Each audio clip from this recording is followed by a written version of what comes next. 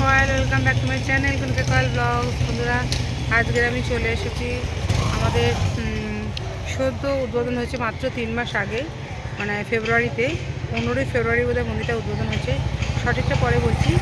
তো আজকে কিন্তু আমি চলে এসেছি সেই নতুন উদ্বোধন হয়েছে জগন্নাথ মন্দিরে। তো আজকে কিন্তু আমি এই মন্দিরটা দেখাবো, একটা মাঠের মধ্যে, বিশাল মাঠের মধ্যে অপূর্ব সুন্দর এই জগন্নাথ মন্দিরটা। তো কী করে আসবে এখানে এবং কী কী ব্যবস্থা আছে, মন্দির কটা থেকে কটা পর্যন্ত খোলা, সব কিছু আজকের এই ভিডিওতে শেয়ার করবো। সঙ্গে থাকো, আশা করছি আজকে এই ভিডিওটা খুব ভালো লাগবে। আর এই ভিডিওতে কিন্তু আমি তোমাদের দিনের বেলায় কীরকম লাগছে মন্দিরটা এবং রাতের বেলায় কেমন লাগছে সেটা কিন্তু শেয়ার করবো। বন্ধুরা, প্রভু জগন্নাথ টেম্পল মেডিটেশন কেন্দ্রে আসতে হলে যারা মেট্রো করে আসবেন তারা কবি নজরুল বা গীতাঞ্জলি মেট্রো স্টেশনে নামতে হবে। সেখান থেকে অটো বা টোটো করে আপনি সরাসরি পশ্চিম পটিয়ারি বিবেকানন্দ পার্কে পৌঁছে যেতে পারবেন।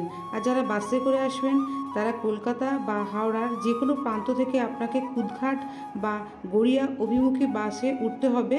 বাসডুনি বা কুদঘাট বাস স্ট্যান্ডে নেবে অটো বা টোটো করে আপনারা সহজে পৌঁছে যেতে পারবেন আমাদের এই বিবেকানন্দ পার্কের প্রভু জগন্নাথ টেম্পল মেডিটেশন সেন্টারে। বন্ধুরা, এই জগন্নাথ মন্দিরের পাশে খুব বড় দুটো খেলার মাঠ রয়েছে। বন্ধুরা, এই হলো পশ্চিম পটিয়ারি বিবেকানন্দ পার্কের প্রভু জগন্নাথ মন্দির মেডিটেশন সেন্টার। গত 15ই ফেব্রুয়ারি মন্দিরটি উদ্বোধন হয়েছে।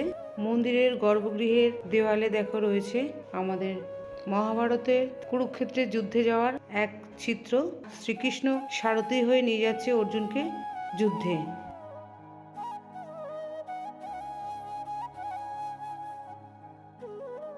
আর এই হলো প্রভু জগন্নাথ মন্দিরের মূল গর্ভগৃহ। এখানে কিন্তু 3টে গর্ভগৃহ রয়েছে।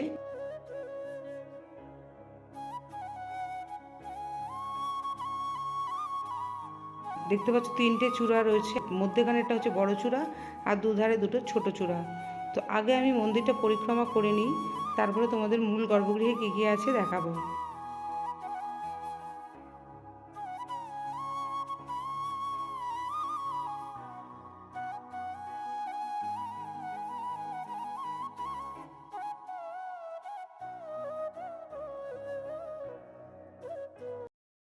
এটা কিন্তু যজ্ঞকুণ্ড, মানে যখন উদ্বোধন হয়েছিল 2 মাস আগে তখন কিন্তু এখানে যজ্ঞ হয়েছিল, সে যজ্ঞকুণ্ড।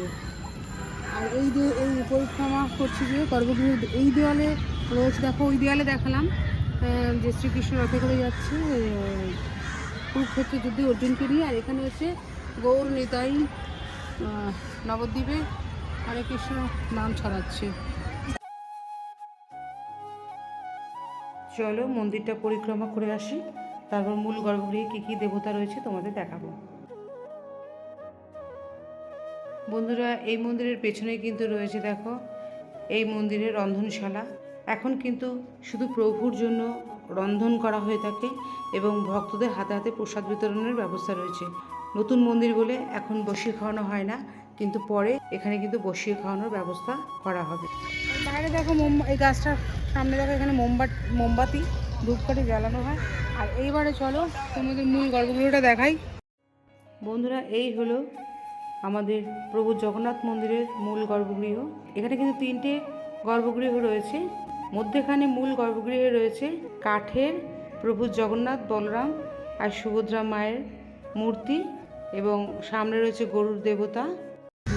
এখানে মূল 3টে গর্ভগৃহ রয়েছে। তার মূল গর্ভগৃহ রয়েছে প্রভু নিম কাঠের তৈরি প্রভু জগন্নাথ, বলরাম আর সুভদ্রা মা। পাশে রয়েছে শ্রীকৃষ্ণ বাসি বাজাচ্ছেন, আর এই পাশে রয়েছে কোষ্ঠী পাথরের রাম, সীতা, লক্ষ্মণ। বন্ধুরা, প্রভু জগন্নাথের গর্ভগৃহের ঠিক বাম দিকে রয়েছে মাটির তৈরি শ্রী রাধাকৃষ্ণের মূর্তি।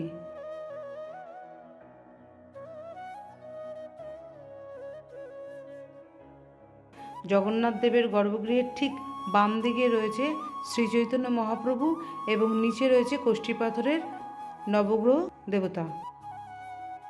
বন্ধুরা, মন্দিরটা কিন্তু সম্পূর্ণ কালারটাই কিন্তু গোল্ডেন কালারের।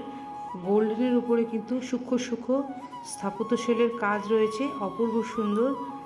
তো এখানে কিন্তু দেবদেবীর মূর্তি রয়েছে, তো খুব সুন্দর লাগছে। তো বন্ধুরা, বর্তমানে এই মন্দিরের যিনি পূজারী তার মুখ থেকে শুনে নিই এই মন্দির সংক্রান্ত কিছু তথ্য।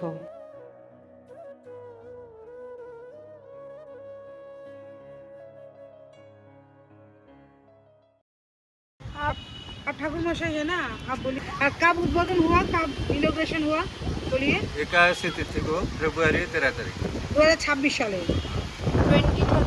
2026 से 2026 को फरवरी फरवरी 13 फरवरी। हाँ, और 81 तिथि का कब खुलता है, कब बंद होता है ये मंदिर?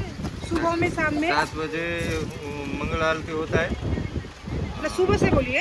सुबह सुबह 7 बजे मंगल आरती, 9 बजे बाल भोग होता है, आरती होता है, 12:30 बजे अन्न भोग आरती, शाम 6:30 बजे संध्या आरती, और 8 बजे जो प्रसाद होता है वो भोग होता है, आरती होता है। शाम 9 बजे, रात 9 बजे पहुड़ भोग होता है। दोपहर 12 बजे बंद हो जाता है। हाँ। আবার বিকেল शाम को 4 बजे खुलता 4 है बजे। डेली। और इधर भोग प्रसाद खाने का लिए माने भक्तों अभी थोड़ा ऐसे देते हैं अन्न प्रसाद, जो आते हैं थोड़ा हाथ में बैठ के नहीं, बैठ के नहीं फ्री हुआ है, में। होगा। बाद में होगा, नया है ना इसलिए। Thank you. বন্ধুরা, ওটা কিন্তু জগন্নাথ মন্দিরের মাথার উপরে কিন্তু ওটা কিন্তু নীলচক্র।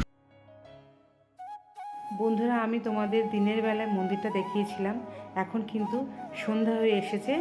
তো সন্ধ্যাবেলায় মন্দিরটাকে যে কত সুন্দর লাগছে সেটা এবার দেখো।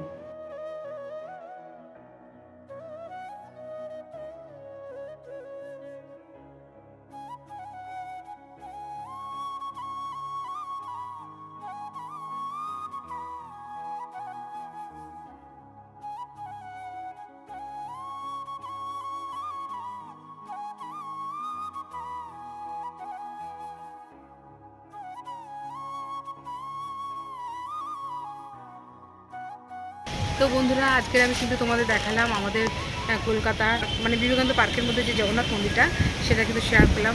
রাতে এবং দিনেও কত সুন্দর লাগছে, রাতেও খুব সুন্দর লাগছে, আর দিনেও খুব সুন্দর লাগছে। এবং রাতে ঝড় উঠেছে, ঝড় আসছে, এখনও ওঠেনি। তো বাড়ি পালাবো।